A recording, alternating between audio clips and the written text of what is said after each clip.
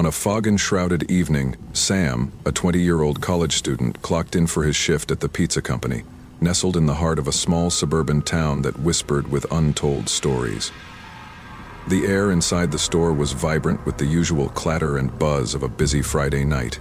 Phones rang incessantly as the aroma of tomato sauce and melting cheese permeated the space, mingling with the faint odor of cleaning products used to wipe down counters between rushes. Sam, with his friendly demeanor and an easy smile, was a favorite among the regulars.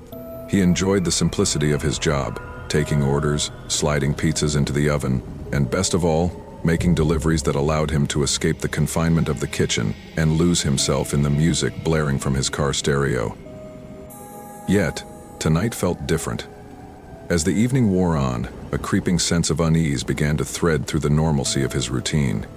The mist outside grew denser, swallowing the streets and muffling the sounds of the suburban night. Each delivery brought Sam further from the warm glow of the store and deeper into the shadowy embrace of the town. His last delivery for the night was to a place he hadn't visited before, a dilapidated address scribbled hastily on a sticky note by his hurried manager. The location was on the outskirts of town, an area seldom frequented by the locals, and peppered with tales of abandoned properties left to decay amongst the overgrowth. As Sam keyed the address into his GPS, his gut tightened. The roads grew darker and more isolated as he drove, the comforting buzz of the town a mere memory behind him. Streetlights flickered and faded until only his headlights pierced the thickening fog. Twisted branches of overhanging trees scratched at the sky, casting gnarled shadows that danced across the road, as if warning him to turn back. With each mile, the weight of isolation pressed heavier upon him, and the familiar thrill of nighttime driving twisted into a knot of apprehension. Arriving at the destination, his headlights revealed the true desolation of the property. The house before him loomed like a relic of forgotten horrors, its windows dark and soulless, save for one where a faint light flickered inconsistently as though struggling against the overwhelming darkness. The once white paint of the exterior was cracked and peeling, hanging limply like the skin of a long-dead corpse. Weeds clawed their way up the walls in a desperate grasp, and the yard was a graveyard of rusted appliances and shattered dreams. Sam's hand trembled slightly as he reached for the pizza, the steam from the box doing little to warm the chill that had settled deep in his bones. With each step towards the ominous silhouette of the front porch, his heart pounded louder in his ears, drowning out the sound of his own footsteps. The air grew colder, thicker, as if the night itself was closing in around him. He could almost feel the eyes of the house upon him, watching, waiting. As he stood before the door, ready to knock, the overwhelming sensation of being pulled into a narrative much older and darker than his own momentarily paralyzed him. This delivery, he realized, might require more from him than a simple exchange of goods. This house, with its palpable aura of decay and secrets, was not just another stop on his route. It was an invitation into the unknown, a challenge to the very edges of his courage.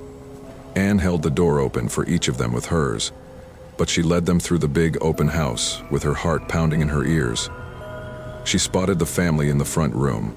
As they rounded the corner, the miniature force receded from their vision. As the night air grew thick with an oppressive mist, Sam hesitated at the creaking gate of the desolate property. The house stood eerily silent, a stark contrast to the lively buzz of the pizza company just moments ago. With the pizza box under his arm, Sam's breath materialized in wispy clouds as he pushed open the gate, its hinges groaning under the weight of rust.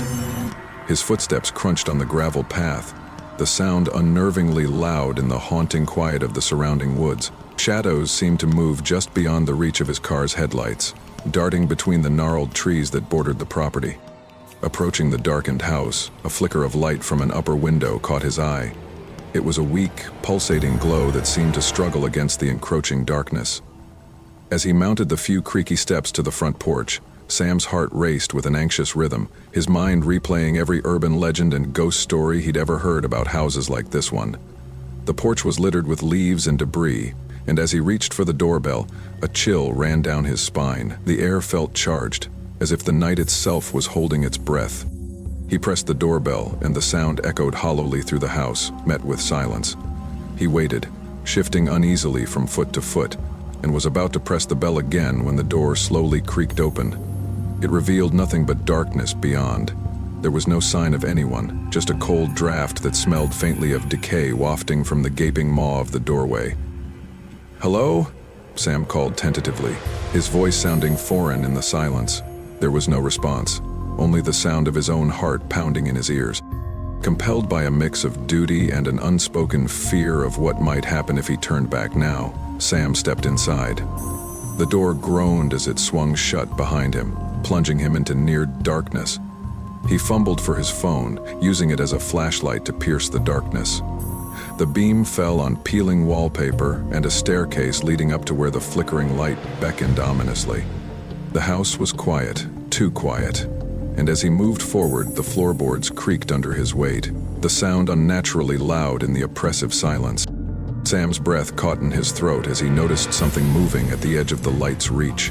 He swung the beam towards it, heart skipping a beat, but it was just a curtain fluttering against an open window, the night air pushing into the stagnant interior of the house. Swallowing hard, Sam continued forward, each step feeling heavier than the last. The smell of decay grew stronger as he approached the living room, where the remnants of what once might have been a cozy setting now looked more like a scene from a horror film. Furniture was overturned, and the walls were lined with shelves of old, dusty books and artifacts that seemed to stare back at him. As he reached the center of the room, the overhead light flickered and buzzed overhead, casting eerie shadows that danced across the walls. A sudden sound from above made him freeze. It was a slow, deliberate thump, thump, thump, like footsteps descending the staircase. The temperature dropped several degrees, and Sam could see his breath clouding in the air. He raised the pizza box like a shield, the absurdity of the gesture not lost on him, even as his survival instincts screamed. From the shadows of the hallway, a figure slowly emerged, its movements deliberate and hauntingly quiet. Sam's voice faltered as he tried to announce himself, the words dying in his throat as the figure stepped into the light. As Sam's car wheels spun on the gravel, tearing him away from the macabre romance, the raw terror of the moment throbbed in his veins.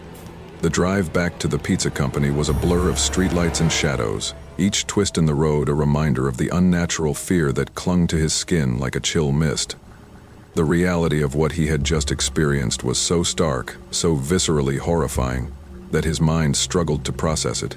He felt every shadow teem with unseen watchers, and every flicker of movement in the periphery of his vision seemed like a harbinger of further nightmares. Upon returning, the bright fluorescent lights of the pizza company felt both jarring and sanctifying. The familiar sounds of ringing phones and clattering dishes grounded him back to some semblance of normalcy.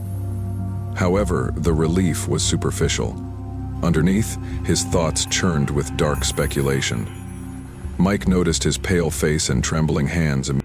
"What happened, man? You look like you've seen a ghost," Mike asked, concern lacing his tone. Sam tried to speak, his voice catching in his throat. He set the delivery bag down on the counter with more force than intended. "There's something wrong with that house," he managed to say, his words tumbling out in a rush. The guy wasn't there, but there was something else. The images of the dimly lit room, the lifelike mannequin, and the inexplicably cold touch of an unseen presence flooded back, causing his hands to shake visibly. Mike's expression shifted from concern to alarm. "I'll call the boss. We need to sort this out. Maybe get the police involved?" Sam nodded, his mind racing with the implications of involving the authorities. What would he even report? That a ghostly presence frightened him out of an abandoned house? He sat down heavily, his body suddenly feeling the exhaustion of the night's adrenaline. While Mike made the calls, whispers of Sam's harrowing experience started circulating among the crew, each member adding their own layer of speculation and superstition, effectively turning the pizza company into a cauldron of rumors. By the time the police agreed to check out the property, the story had morphed into a ghostly legend, the kind whispered about in hushed tones during late-night shifts. As Sam awaited the police's return, his mind played over the night's events again and again, each replay adding to his dread. Had his intrusion stirred something within the old house? The thought of the mannequin's glassy eyes watching him through the mirror made his skin crawl. When the officers finally returned, their faces were unusually grim. "There's definitely something off about that place," one remarked, scrubbing a hand over his face. No signs of anyone living there, no footprints, no recent disturbances, just a lot of old furniture and... He hesitated, glancing at his partner before continuing. And one room full of strange old dolls. It's like stepping into a time capsule or some twisted museum. Their report did nothing to ease the atmosphere. The officers suggested that no one should go there alone again, especially not at night. They filed their report noting the house's condition and Sam's account, and promised to keep an eye on the property. However, they admitted that without signs of current habitation or criminal activity, there wasn't much more they could do. The following days were tough for Sam. Sleep became elusive, and when it did come, it brought nightmares filled with shadowy figures and the echo of whispering voices. His days were consumed by an unshakable coldness that no amount of sunlight seemed to warm. Concerned for his well-being, his friends suggested seeking help, wondering if the trauma of that night had inflicted deeper psychological wounds than they had initially thought. And, driven by a desperate need for closure and understanding, Sam began researching the history of the house. He learned it had once belonged to a reclusive artist, renowned for his lifelike sculptures and portraits, rumored to dabble in the occult to bring his creations to life. The artist had vanished many years ago, leaving behind his haunted creations and a house filled with dark rumors. This discovery only deepened the chill that had settled in Sam's bones. What had he stumbled upon that night? Was it simply the remnants of a disturbed mind, or had he brushed against something truly supernatural? Sam knew he couldn't avoid the house forever. Something unresolved pulled at his spirit, a thread left dangling that he needed to either cut or follow back to its source. He planned to return to the house, this time by daylight and with friends, to face whatever darkness lay within and perhaps find the peace that had eluded him since that fateful delivery. But as the planned day drew closer, the whispers in his dreams grew louder, a sinister chorus that seemed to both warn and beckon. The decision to return to the house wasn't made lightly. The mere thought of crossing its threshold again sent shivers down Sam's spine, but the unresolved mystery and his unrelenting nightmares compelled him. He couldn't shake the feeling that something inside that forsaken place was calling to him, a whisper from the shadows, beckoning him back. Sam enlisted the help of two friends, Alex and Chris, who were intrigued by his tale and eager to explore the reputedly haunted house. They agreed to go during daylight, believing the sun's presence would somehow dilute the house's oppressive aura. Armed with cameras, flashlights, and a curious mixture of skepticism and fear, the trio approached the house on a crisp, clear morning. The stark contrast to that nightmarish night, providing a thin veneer of courage. As they pulled up to the property, the dilapidation seemed less menacing under the bright sun, but the house still exuded a palpable sense of dread. The garden was overrun with wild growth, and the path to the front door was littered with dead leaves and broken branches, as if nature itself was attempting to reclaim the cursed land. Stepping inside, the house felt unnaturally cold, the sunlight doing little to penetrate the gloom that filled the air like a thick fog. Each step seemed to stir up more than just dust. A feeling of being watched pervaded, intensifying with every room they entered. The living room, with its array of unsettling portraits and sculptures, looked like a frozen audience waiting in silence for a play to begin. I stared at the wall of wood paneling on the smallest shelf on the far side of the garage and waited in silence for a play to begin. They made their way to the room where Sam had encountered the mannequin. The door creaked ominously as they pushed it open, revealing the room largely as Sam had left it. The mannequin sat in the same armchair, its gaze eerily lifelike, piercing through the dimness with an accusatory glare. On the walls, faded photographs and newspaper clippings hinted at the artist's once brilliant career and descent into madness. Chris, always the bravest, approached the mannequin, inspecting it with a mix of fascination and revulsion. "Guys, you need to see this," he called out, his voice slightly trembling. Upon closer examination, they noticed that the mannequin's eyes were not glass, but rather a sort of reflective stone that seemed to flicker with their own inner light. The effect was disconcerting, as if the eyes were following their movements, reflecting their fears back at them. The air grew colder, and a sudden draft swept through the room, causing the curtains to flutter wildly. A soft, almost inaudible whisper filled the air, like the sigh of a long-departed soul. The trio froze, each feeling an unspoken dread that the rumors of the house being haunted might be less folklore and more horrifying reality. Determined to uncover more, they explored further, finding a studio filled with unfinished sculptures and canvases that depicted grotesque, twisted figures, each more disturbing than the last. In the corner of the studio, a heavy velvet curtain hung, concealing part of the room. With a collective breath, they pulled it back, revealing a small, hidden alcove with a single object, a dusty old book, laid open on a pedestal. The book was a journal, detailing the artist's experiments with the occult, his obsession with finding life beyond death, and his belief that he could imbue his sculptures with the souls of the departed. As Sam read aloud from the faded pages, the temperature in the room dropped sharply, and the light from their flashlights flickered erratically. Suddenly, the house shook violently, as if in anger or warning, sending books and sculptures crashing to the floor. A loud, heart-wrenching scream echoed through the halls, not from any of them, but from the very walls of the house itself. Terror rooted them to the spot, their hearts pounding in their chests as the scream faded into a dreadful silence. After what felt like an eternity, they gathered their wits and quickly gathered their belongings to leave. As they hurried out, Sam glanced back at the mannequin. Its head had turned, its chilling gaze now fixed on the doorway, as if bidding them a silent, menacing farewell. Outside, the sunlight seemed dimmer than before, as if the darkness of the house lingered on them like a shadow.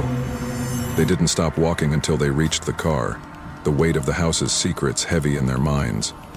Driving away, they knew the mystery was far from solved, the horrors they'd witnessed etched forever in their memories.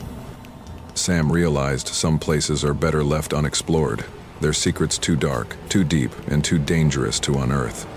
The house on the outskirts, with its whispering shadows and tormented souls, was one such place, a stark reminder that some doors, once opened, might never be closed again. After their harrowing escape from the haunted house, Sam and his friends drove in silence, each lost in their thoughts, the weight of their terrifying experience pressing heavily on them. The sun was still shining brightly outside, but its warmth did nothing to thaw the chill that had settled deep in their bones. They were physically unharmed, yet the ghostly screams and the mannequin's eerie, accusing stare haunted them, replaying over and over in their minds like a macabre record stuck on repeat. Once back at the pizza company, Sam's manager, Mike, immediately noticed their ashen faces and wide-eyed stares. "What happened?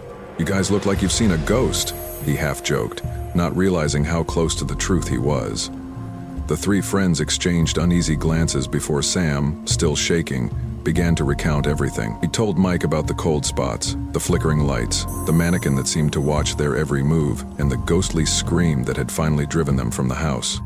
Mike listened, skeptically at first, but as the story unfolded, his skepticism gave way to concern. "This is serious, guys. Maybe it's time to call it quits with these deliveries to that house," he suggested. But Sam shook his head, driven by a need to understand what they had experienced. "No, I need to figure this out, Mike. There's something wrong in that house. Something evil. I can't explain it, but I feel like it's not over," he insisted, his voice a mix of fear and fascination.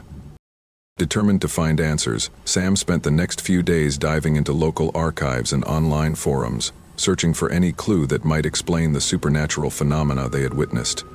He learned that the house was once owned by a reclusive artist known for his bizarre sculptures and rumored involvement in occult practices. Locals had long whispered about strange lights and sounds emanating from the house late at night, and several previous tenants had fled, driven out by unexplained occurrences that mirrored Sam's experiences. Fueled by a mixture of dread and curiosity, Sam decided to return to the house one last time. He needed closure, to put an end to the nightmares that had plagued him since that first delivery. This time he went alone, during the day, believing that the sunlight might protect him from the darkness that seemed to infest the house. As he stood once again before the dilapidated mansion, the daylight did little to diminish the sense of malevolence that oozed from the cracked walls and broken windows. Taking a deep breath, Sam pushed open the front door and stepped inside. The house was silent, the air stale and cold, as if it had been waiting for him. He made his way to the studio, where they had found the artist's journal. The room was just as they had left it, with books and sculptures scattered about. The journal still lay open on the pedestal, its pages fluttering slightly as if caught in a non-existent breeze. Sam approached it slowly, hesitantly, then began to read aloud, hoping to find some incantation or clue that might help him understand or banish the restless spirits that haunted the place. As he read, the temperature in the room dropped sharply, his breath visible in the icy air. Then the whispering started, soft and insidious, curling around him like smoke, words unintelligible but tone unmistakably pleading. Shadows gathered in the corners of the room, coalescing into the shapes of human figures, their features blurred but their misery palpable. Suddenly, a loud crash echoed through the house, as if something very large had fallen or been thrown. The whispering grew louder, more urgent, and Sam felt hands, cold as ice and as light as air, brush against his arms, his face. He slammed the journal shut, and the room went silent. The shadows dissipated, but the feeling of being watched remained. Heart pounding, Sam left the studio and walked through the house one last time, each step echoing ominously in the empty rooms. He stopped at the living room, where the mannequin had first watched him so intently. It was gone, leaving behind only an empty chair and a lingering sense of loss. As he left the house, the sun began to set, casting long shadows that seemed to chase him as he walked back to his car. He drove away without looking back, knowing that whatever secrets the house held were meant to stay hidden, shrouded in the shadows of the past. Sam never returned to the haunted house, and in time his nightmares faded. But he kept the journal, a reminder of the mysteries that lurk in the dark corners of the world, often hidden but never truly gone. The experience changed him, left him with a deeper understanding of the world's hidden depths, both terrifying and wondrous, and a profound respect for the forces that dwell just beyond the veil of the seen world. In the weeks that followed, the shadow of the haunted house loomed large over Sam's life. He tried to return to his routine, delivering pizzas and trying to brush aside the whispers that sometimes seemed to follow him from the shadows. However, he could not shake the eerie feeling that he had brought something back with him from that forsaken place. A lingering coldness enveloped him whenever he was alone, and objects in his apartment seemed to move of their own accord. Books would fall from shelves without a breeze, and lights would flicker even after he had checked the wiring. The journal he had taken from the house lay on his coffee table, its leather cover worn and pages filled with the mad scribblings of the reclusive artist. Sometimes, late at night, he thought he could hear the soft rustle of its pages turning, as if an invisible hand were reading through its contents. He pored over the entries, trying to find answers, but often found himself more perplexed and disturbed. The artist spoke of a ritual, one that would blur the lines between life and death, imbuing his sculptures with the souls of the departed. The more he read, the more Sam felt a creeping dread that the artist had succeeded in some unholy way. Driven by a desperate need for answers and resolution, Sam contacted a local paranormal investigator known for her expertise in haunted artifacts and their histories. Her name was Dr. Eliza March, and she agreed to meet with Sam after hearing about his experiences and the journal. When Dr. March arrived at Sam's apartment, she brought with her an array of tools that seemed more suited to a science lab than a ghost hunt: EMF meters, digital recorders, and infrared cameras. She was a middle-aged woman with sharp eyes and a no-nonsense demeanor that made Sam immediately feel both comforted and slightly intimidated. "Let's see what you've gotten yourself into," she said, her voice firm as she sat down to examine the journal. As she flipped through the pages, her brow furrowed, and she occasionally muttered to herself, making notes in her own notebook. After a while, she looked up at Sam, her expression grave. "This is a powerful artifact," she began. "It's imbued with significant psychic energy, likely due to its proximity to so much spiritual turbulence." She explained that the house and the items within it, especially the journal, were likely anchors for spirits unable to move on due to the rituals performed by the artist. The boundaries at that place have been worn thin, making it a hotspot for paranormal activity. "The fact that you removed the journal may have upset the balance," she concluded. Eliza suggested an immediate course of action. They needed to return the journal to the house and perform a cleansing ritual to settle the restless spirits and sever the psychic link that seemed to have attached itself to Sam. Though terrified at the prospect of returning, Sam agreed, feeling it was the only way to end his haunting. The night they chose was stormy, the wind howling like the wails of the damned as they drove back to the house. The darkness seemed absolute, as if consuming all the light from their headlights. The house loomed out of the night as they approached, darker than the sky behind it, an abyssal silhouette against the stormy backdrop. Armed with her tools and ritual components, Eliza led the way into the house. The air inside was stifling, the darkness almost tangible. Sam's flashlight beam seemed swallowed by it, providing only the barest illumination. They made their way to the studio, where Sam had found the journal, the heart of the paranormal disturbances. Eliza began setting up her equipment and preparing for the ritual. She drew symbols on the floor with chalk and salt, lit candles in a precise arrangement, and started chanting in a low, rhythmic tone. Sam watched, heart pounding, as the shadows in the room seemed to coalesce, forming vague, human-like shapes that swirled around the edges of the light. As the ritual reached its climax, the temperature dropped sharply, breath visible in the air, and a low moan echoed through the house, growing louder, almost like a crescendo of despair. The candles flickered wildly, and the shadows pulsed, as if in response to Eliza's chant. Suddenly, with a loud crack, the journal on the floor burst open, pages fluttering wildly as if caught in a storm. The air filled with the scent of ozone, and the candles snuffed out, plunging them into darkness. A scream tore through the night, not from Eliza or Sam, but from the very soul of the house itself. When the lights returned, the house was silent. The oppressive feeling was gone, replaced by a somber tranquility. Eliza, looking exhausted but satisfied, confirmed that the spirits had been appeased, the link broken. "It's done," she said simply. As they left the house, the storm began to clear, stars peeking through the retreating clouds. Sam felt a weight lift from his shoulders, a breath he hadn't realized he'd been holding released into the night. The haunting was over, but he knew the shadows of that experience would linger in his mind, a stark reminder of the night he faced the ghosts of the past and reclaimed his life from the darkness. Following the successful completion of the cleansing ritual, Sam's life slowly started to return to normal, or at least to a new version of normal. He could sleep through the night without waking up in a cold sweat. The unnerving feeling of being watched had all but vanished, and his apartment no longer felt like a prison of paranormal activity. However, the profound impact of his experiences lingered, coloring his world with a hue of unease that he couldn't quite shake off. The story of the haunted house and the intense ritual performed there became a popular tale among his friends and co-workers at the pizza company. They listened with rapt attention, some skeptical, others visibly unnerved, as Sam recounted his experiences. The tale of how he faced his fears, armed only with his courage and Dr. March's expertise, inspired a mixture of admiration. However, no matter how often he shared the story, a part of him remained tethered to the house and its eerie memories. One night, a few weeks after the ritual, as autumn deepened and the air grew crisper, Sam's sleep was once again disrupted. This time, however, it wasn't by nightmares or a chill in the air. It was a noise, a soft, persistent tapping that seemed to come from his living room window. Half awake, he initially dismissed it as the wind playing with the branches of the tree outside his apartment. But as the tapping continued, rhythmic and insistent, a familiar dread began to curl in his stomach. Reluctantly, Sam slid out of bed and approached the window.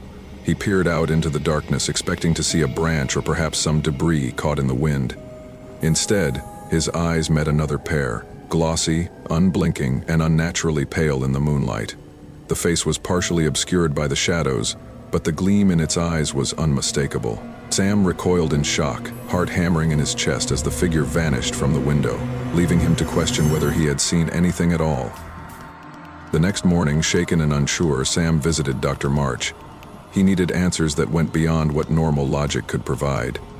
Dr. March listened intently, her expression unreadable as Sam described the figure at the window. "It's possible," she began slowly, "that while we cleansed the house, something residual might have latched onto you. An echo of the house's haunted past, if you will." Determined to rid himself of this lingering haunt, Dr. March suggested a more personal cleansing ritual, this time focused directly on Sam. The preparation was meticulous. Salt lines around his apartment, protective symbols drawn on parchment, and candles lit to form a barrier against the dark. As the sun set, they began the ritual. Dr. March's chants filled the room, a low, soothing melody that seemed to seep into the walls and floor. filling the space with warmth and light. But as the ritual progressed, the atmosphere shifted.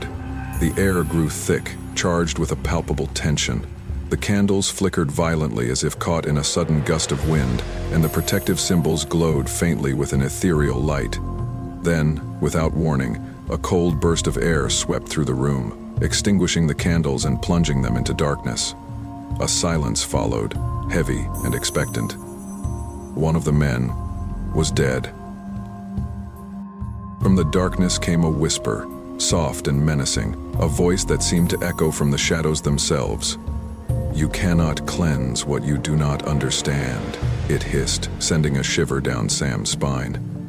Dr. March responded with increased fervor, her chants rising in volume and intensity, battling the oppressive darkness with every word.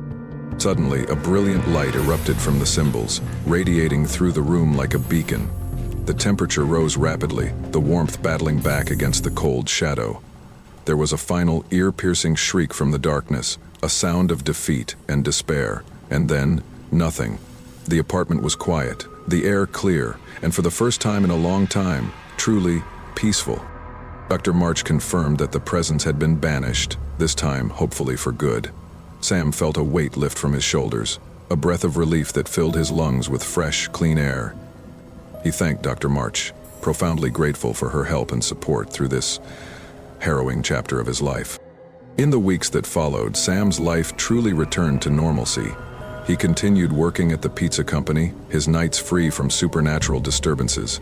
Yet, he often found himself reflecting on his experiences, the knowledge that the world was far more complex and mysterious than he had ever imagined. It had changed him, that much was undeniable. He was more cautious, more aware of the shadows at the periphery of his vision. He knew that some mysteries were better left unsolved, some doors better left closed, but he also knew that he had faced his fears and emerged stronger. Sam carried that strength with him. Weeks turned into months, and the profound silence that followed the second ritual granted Sam a semblance of normality, but the edges of his world remained tinged with the inexplicable. His experiences had altered his perception, infusing an element of caution into his daily routines. Sam found himself more observant, more reflective, and inexplicably drawn to the mysteries of the supernatural. The peace was substantial but fragile, a thin veil that could shatter with the faintest whisper from the shadows. One crisp evening, as the leaves began their fiery death dance, swirling in vibrant reds and golds before settling on the damp ground, Sam decided to revisit the place where it all began, the house. Driven by a mixture of nostalgia and unresolved curiosity, he needed to see the house once more, to confront the remnants of his past fears, and perhaps to reassure himself that the darkness had truly been banished. As he approached the old house, now just an empty shell of memories and echoes, the familiar sense of dread began to creep in. The building stood desolate, more dilapidated than he remembered, its windows like blind eyes staring out into the void. The once imposing structure now seemed merely sad, weighed down by its own decaying history. Sam parked his car at the end of the driveway, the gravel crunching under the tires, breaking the heavy silence of the evening. He sat there for a moment, gathering his courage before stepping out into the chilly air. The wind whispered through the trees, sending a shiver down his spine, not from the cold, but from the eerie sound that mimicked the soft, menacing whispers of the past. With each step towards the house, his heart pounded louder in his chest. The front door, once a barrier to a realm of darkness, now hung loosely on its hinges, inviting him into the gloom. As he crossed the threshold, a cold wind swept through the hallway, as if the house itself was breathing a ghostly sigh. Inside, the air was musty with the smell of mold and decay. Sam's flashlight beam cut through the darkness, illuminating the remnants of his last visit. The candles, the chalk symbols faintly visible on the floor, and the dust that now covered everything like a shroud. He walked through the house, each room empty, yet filled with the silent screams of a past that refused to die. As he entered the studio where they had found the journal, his flashlight flickered unexpectedly. He tapped it lightly, a trivial action to restore light, but the beam died completely, plunging him into darkness. A thick, oppressive darkness that seemed to pulse with unseen life. From the shadows he heard a sound. Soft at first, then growing steadily louder.